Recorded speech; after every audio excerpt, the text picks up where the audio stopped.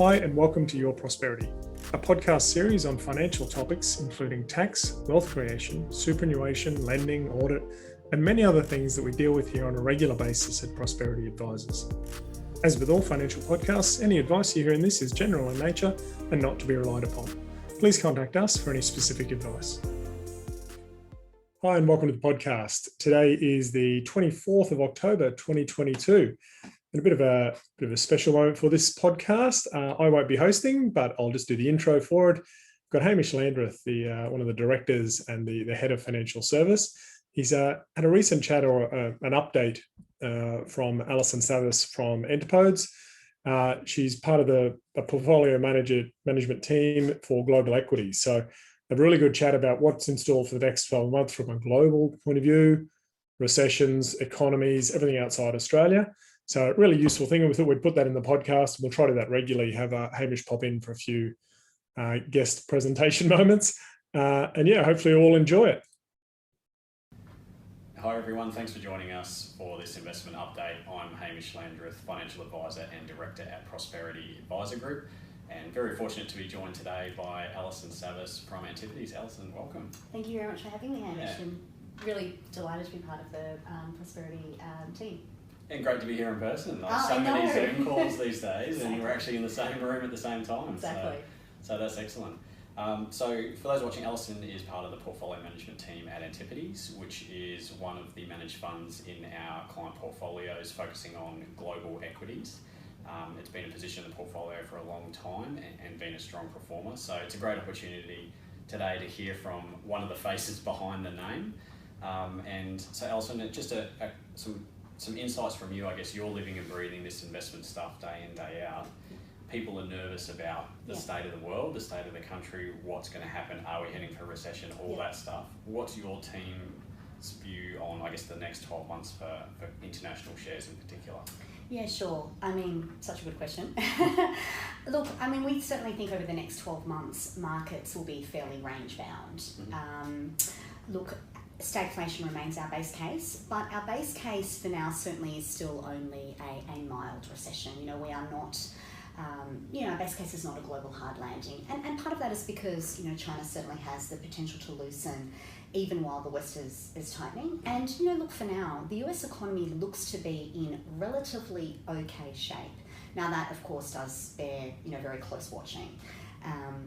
I think, what I would add to that, though, is that the range of outcomes around nominal GDP growth and inflation, though, do remain very wide, given just the level of uncertainty that exists, and certainly wider than they've been in the last 30 years.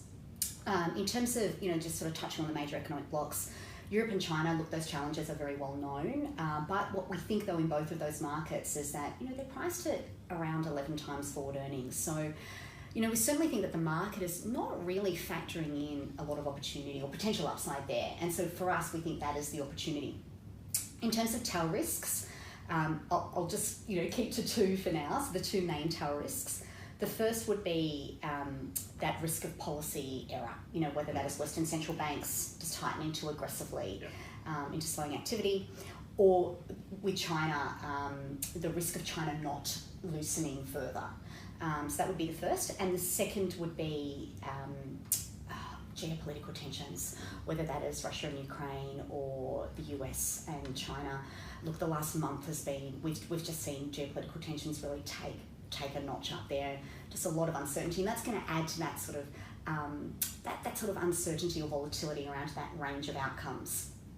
Now, whether or not the US can engineer a soft landing, I think it is just too early to make a call on that.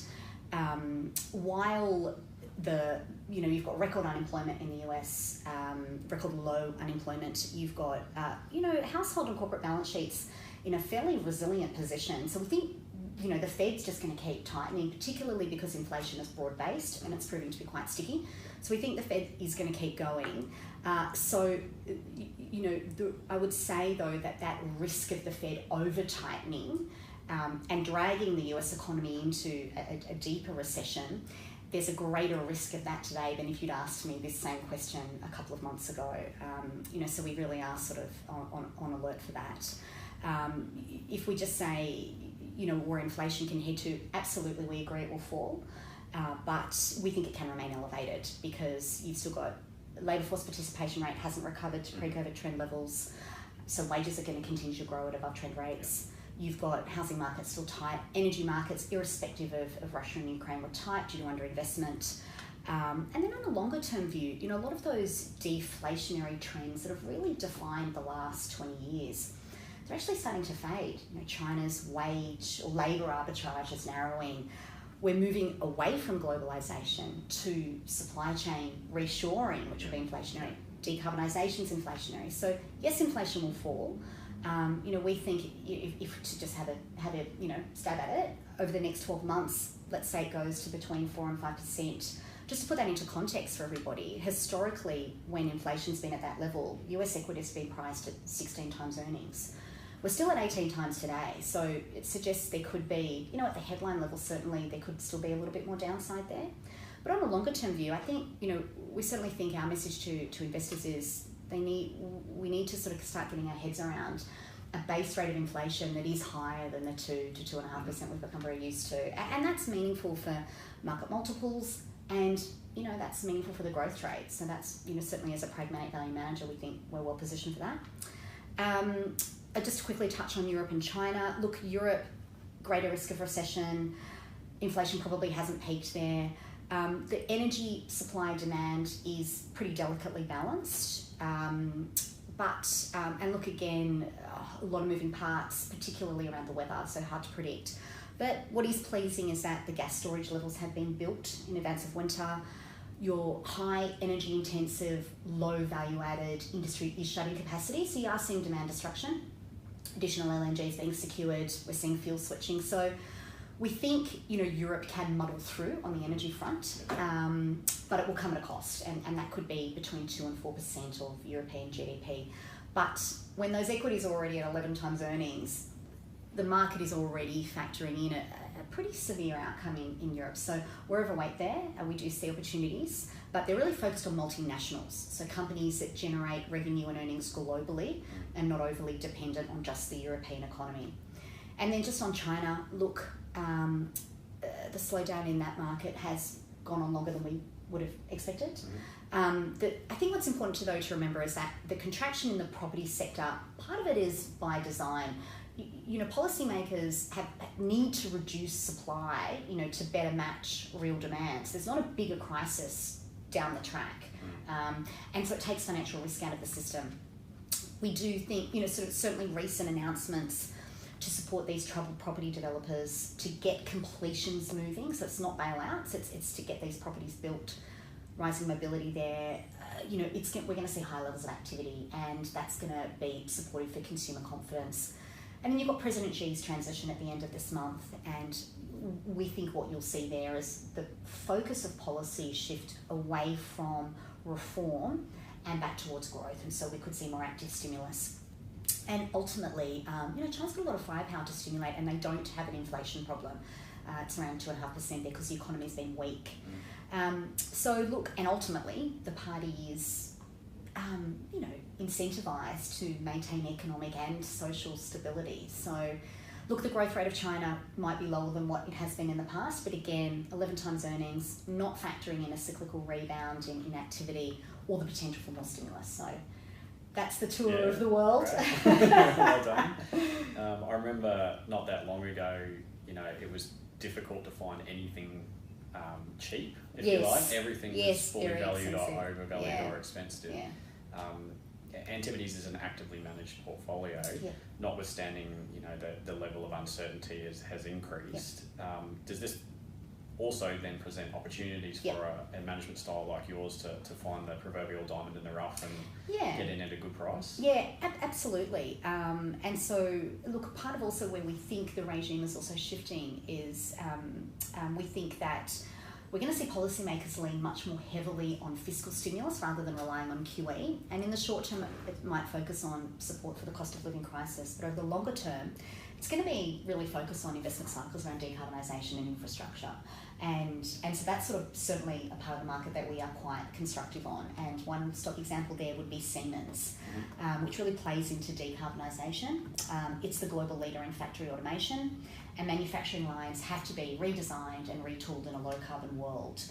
And Siemens is one of the only companies globally that does the hardware to make a manufacturing plant run as efficiently as possible, but also the software that controls and optimises processes. And so the way I like to think about that business is, if you think about the amount of CapEx that automakers have done and still have to do to pivot away from internal combustion engine vehicles to electric, that's the type of factory automation that Siemens is plugged into it. It's that kind of stuff. So hardware is going to be robots and widgets that make the line run really efficiently and reduce cost.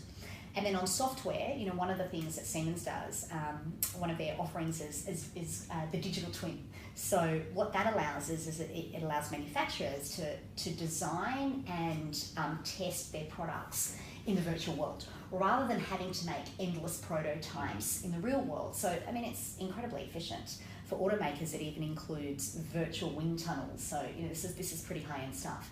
And then, as well, it's a global leader in rail. So, Siemens does the signalling equipment, which is really critical for rail infrastructure. And rail is the most environmentally friendly form of transport.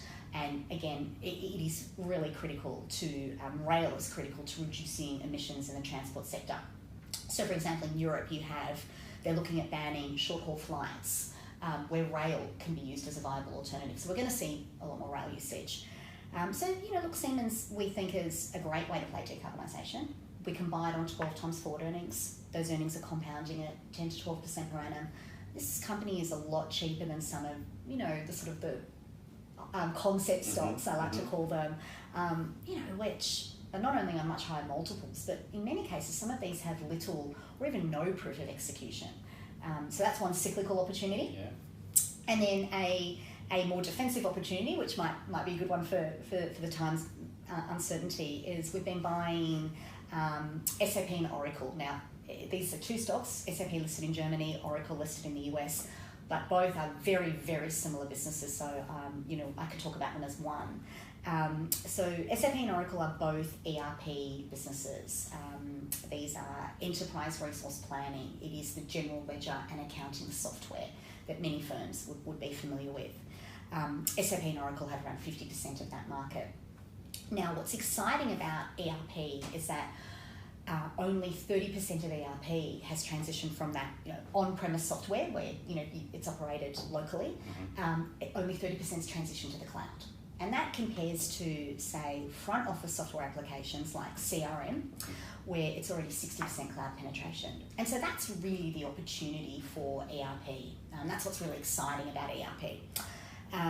Now, COVID exposed a weakness in businesses that were running with that mission critical, you know, we're talking about general ledger software here, mission critical to the business. You know, COVID exposed a weakness when that was running on premise. And so this transition to the cloud has started to accelerate. It began with COVID and it sort of kept going on. And it's become a priority for businesses. And we think that transition will continue even in a tougher economic environment, because it's about efficiencies and cost savings.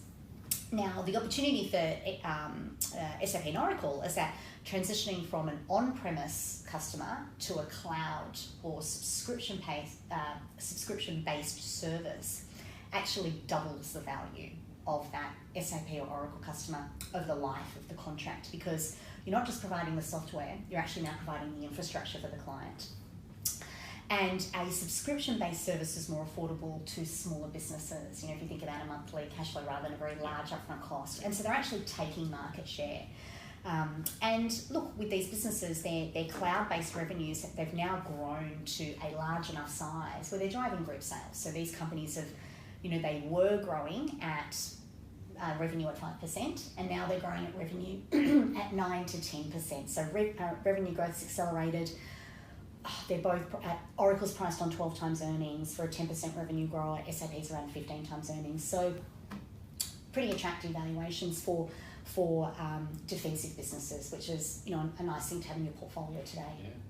Yeah. Yeah, it's always so interesting to hear how portfolio managers take these global themes like electrification of transport and shift to cloud, but find opportunities to participate in that thematic, not necessarily who you might first think, like you don't have to buy the Tesla or whatever of the world, exactly. which could be at a horrendous valuation. Correct, that's right. There's all these sort of or other ways to play. Other ways to participate in that. So very interesting. No, thank you very much. I hope that was helpful. Yeah, super helpful. Thank you for your time today. Yeah, not at all. Thank you very much for having me.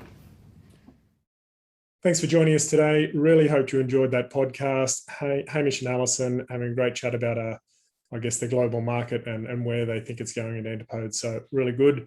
For more information on Hamish, you could reach him at hlandreth@prosperity.com.au or jump on the website. You'll be able to find him. Alison's details we'll try to put up there as well in the notes for this podcast. But for more content, variety topics encompassing financial prosperity, head to the series, like the series, give it some ratings, give it some stars. That'd be great. And if more about us, just head to prosperity.com.au and follow the links from there. Thanks for joining us for today's podcast. Hopefully you liked it. And if so, please give us a few stars, like and share. And if you'd like to follow the series, please subscribe and pass any information on to your friends as well if you think they might like it. For more information about who we are, head to prosperity.com.au and follow the links.